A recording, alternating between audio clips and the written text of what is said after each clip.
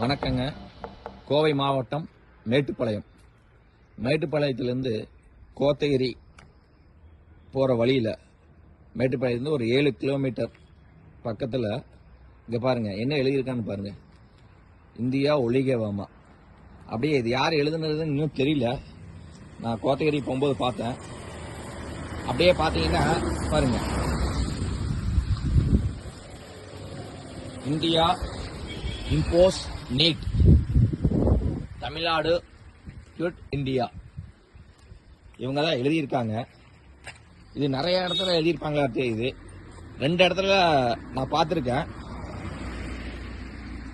இது ஒரு இடம்.